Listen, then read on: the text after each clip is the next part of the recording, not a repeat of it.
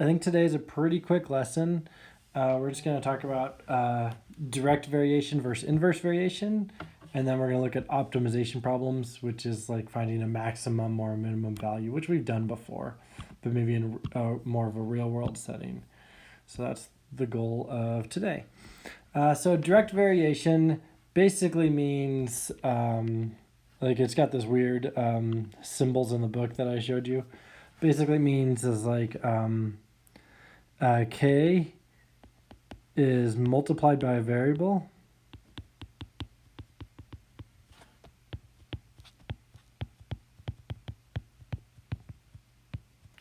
and for direct variation it means as x increases y also increases.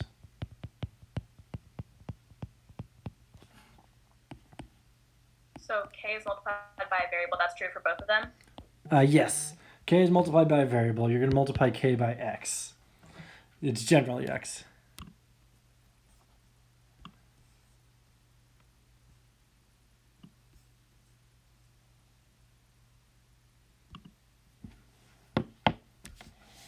And then inverse variation, as x increases,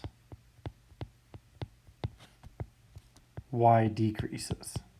That's the only difference between direct variation and inverse variation.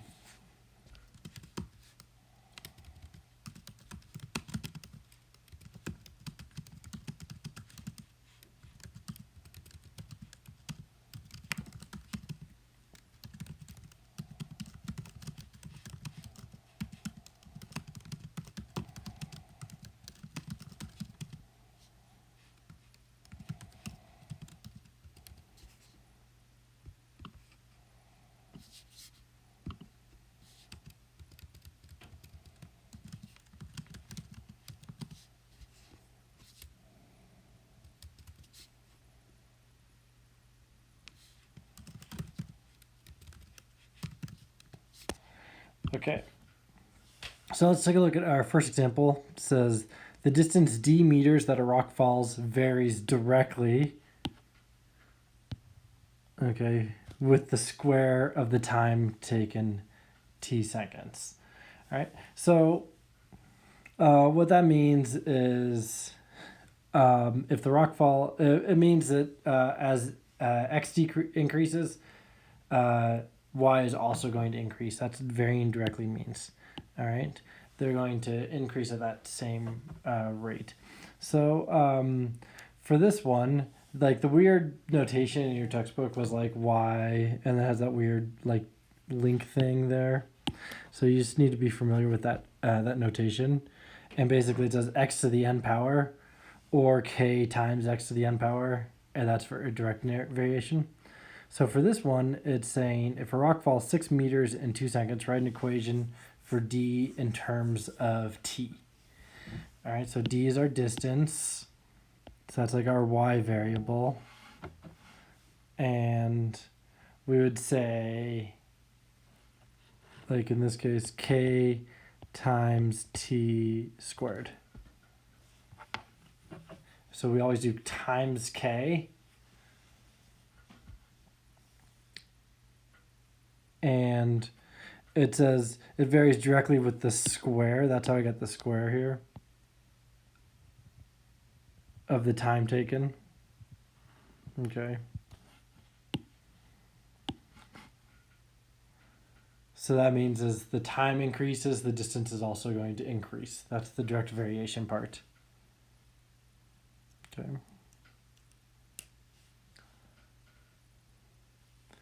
And what happens is we need to solve for k here. So to write the equation, we need to solve for k.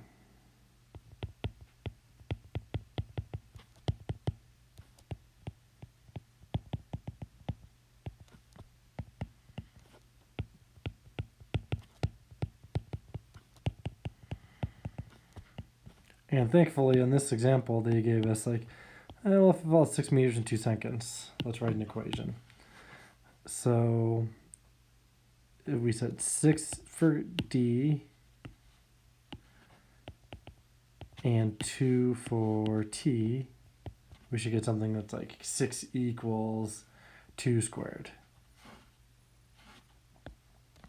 And now we're going to get 6 equals 4k. Divide both sides by 4. 6/4 equals k.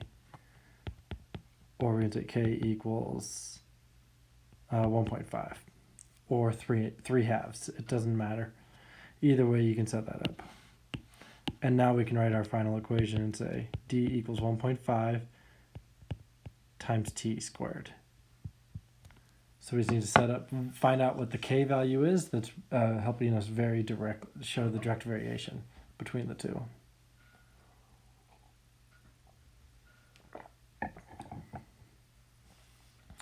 And then part B says, now since we have the equation written down,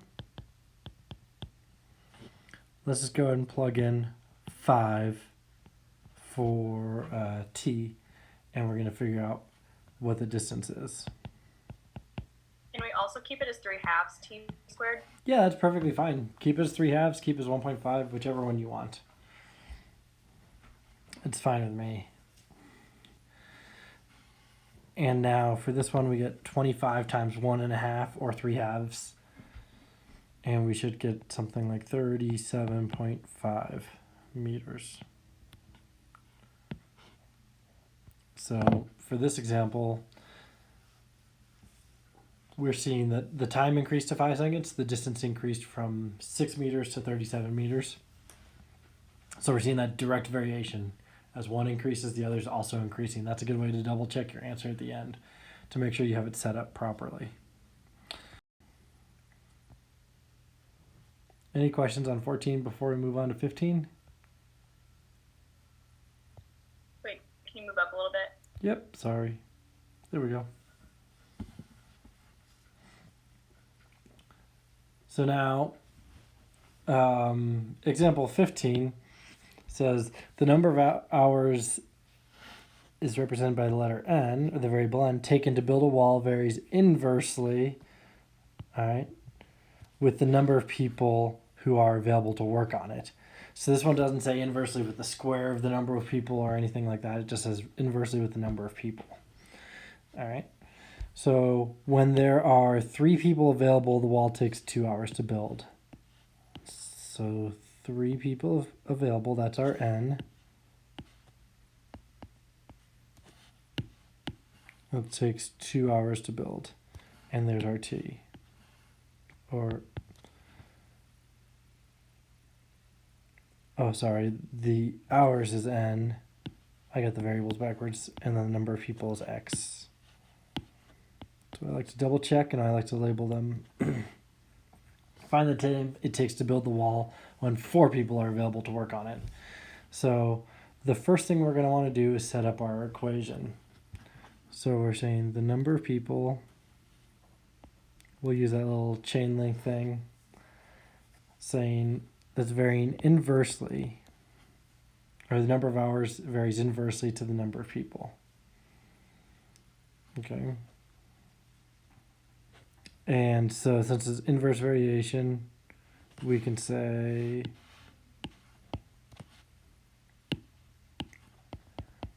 that this is going to equal k over x. And we just need to solve for k first. Where did this equation come from? This right here? Mm-hmm. Inverse variation, because what happens is if they're varying directly, you're just multiplying k times x. If they're varying indirectly, you're dividing k by x. You're dividing k and x. That's the difference between direct variation and inverse variation. Oh, I guess, the formula was up above. Yeah, and the formula is up above. So from right here, except in this case, we don't have an x to the n power. It's just going to be x. No, it's a good question. I mean, this direct variation versus inverse variation, one of them's multiplying, one of them's dividing. So now I know that there were 3 people, and it's going to take 2 hours to build. So 2 equals k over 3. Multiply both sides by 3. And I'm going to get 6 equals k. So I know this is going to be n equals 6 over x. And now I can go and do the second part of the equation, which is what happens when we have 4 people working on it. So n equals 6 over 4. And we will see that n equals 3 halves or 1.5. And we'll say 1.5 hours. All right. So which makes sense. You have more people working on this wall, so it's going to take shorter amount of time to build. That inverse variation makes sense for this problem. It wouldn't make sense if we had more people working on it and it still took longer to build. All right. And then you could work the other way. Like, hey, let's say it took 3 hours to build the wall. Then how many people do we need? So we could do that as well. And in this case, I would have to multiply both sides by x. Oops. What does it say on the other go? What is that? Huh? Oh, never mind. Okay. So then we end up with 3x equals 6. And we divide both sides by 3. So we end up getting x equals 2. So it would take 2 people to build.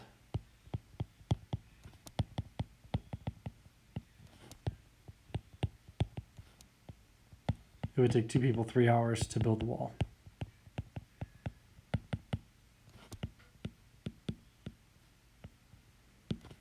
All right.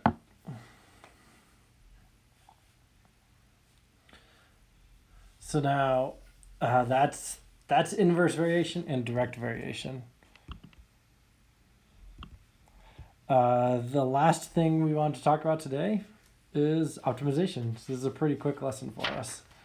And optimization just says different models can be used to optimize real life problems. When you're finding an optimal value, this is the key right here. Optimal value means you're looking for a maximum value or a minimum value. That's what optimization is. It could be a local maximum or a local minimum. It could be an absolute maximum or an absolute minimum. Usually when we're talking about a quadratic function, which is just going to be a parabola, that's where you're going to see an absolute maximum and absolute minimum. Like, let's take a quick example, like y equals x squared. That right there is our absolute minimum.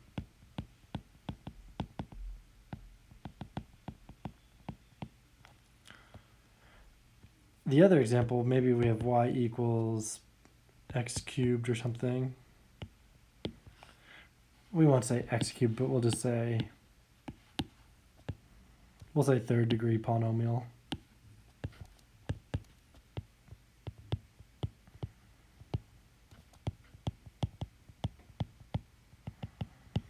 And you might have something that looks like this. Goes up, comes back down, goes back up again. Yeah, we can draw that better.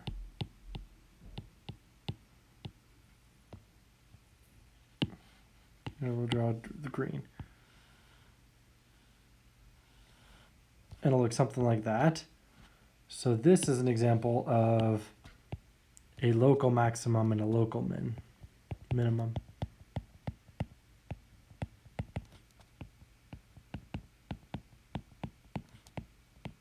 And I use that word local instead of absolute because what happens on these problems is we can see that this function is going to keep going up forever over here. So technically this is a higher maximum than this point over here on the left. But this is a local maximum, maybe where the real world context of the problem takes place. And then this is a local minimum. And then obviously there's still going to be an absolute minimum that goes down this way forever. That's what I mean by a local max versus an absolute max. All right. Just as long as we know the difference, and sometimes you might be asked to find a local value that's maximum or minimum. All right. So let's see here real quick. The problem 16 here says find the minimum surface area of a closed cylinder with the volume of 500 centimeters cubed. All right, the minimum volume, or the minimum surface area, sorry. So the optimum value or the optimal value is always the absolute maximum or absolute minimum?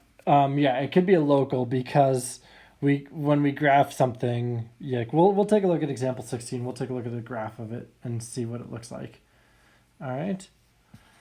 Okay, so starting with this one, the minimum surface area of a cylinder. Now I just want to check real quick. Give me a second, guys. I'm pretty sure that on the IB exam, you'll be given some of these equations. Let's see. Studies, formula booklet packet. So I just want to make sure.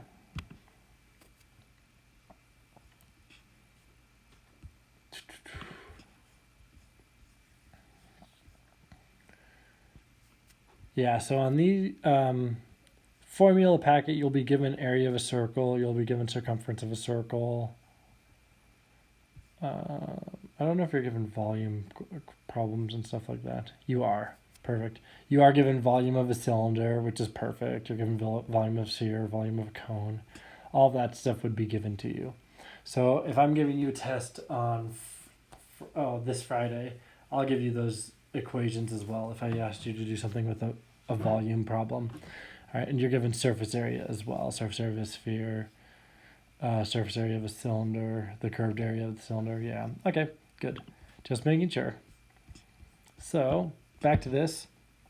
Volume of a cylinder is represented, we talked about this the other day, yesterday, pi r squared h, right, which will be given to you on an IB exam if you're taking the exam. Okay, so right now it says we're given this volume of 500 centimeters cubed. So we'll go ahead and plug in 500 here. All right. Now, what we did yesterday was we had to solve for h, and that's because of the surface area problem. When we're talking about the surface area of a cylinder, we talked about how it's going to be like a circle, a rectangle, and another circle. That's kind of the breakdown. Well, the circles, there's going to be two of them. Each area is going to be pi r squared. And then the rectangle is going to be, this right here was the diameter of the circle, which was 2 pi r, and then this right here is the height, h. So we got 2 pi r h. That's where the surface area came from. Okay, and on the IB exam, you were also given the surface area formula. I think they only give you the surface area of the curved part, though. They'll give you this part of the circles, and you have to know that the other part's kind of a rectangle, and you'd find that part. All right. Anyway, so what happens here is the variables that we have in common are r squared and h. So we have to rewrite this equation in terms of h, like what we did yesterday. So I'm sorry, was there a question there? Sorry. Can you move to the right a little bit? Oh, sure. There you go. So now, what we do on this problem... Oh, hang on a second. My computer's about to die. I gotta plug it in.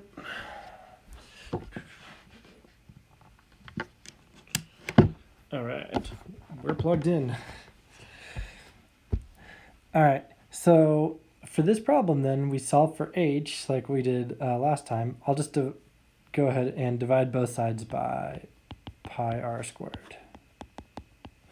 And I'm going to end up getting h equals 500 over pi r squared. And the whole reason I'm doing that is because I can go up here to h and I can substitute in 500 over pi r squared when I get to the area equation. So now I can go ahead and say the area is 2 pi r squared plus 2 pi r times 500 over pi r squared.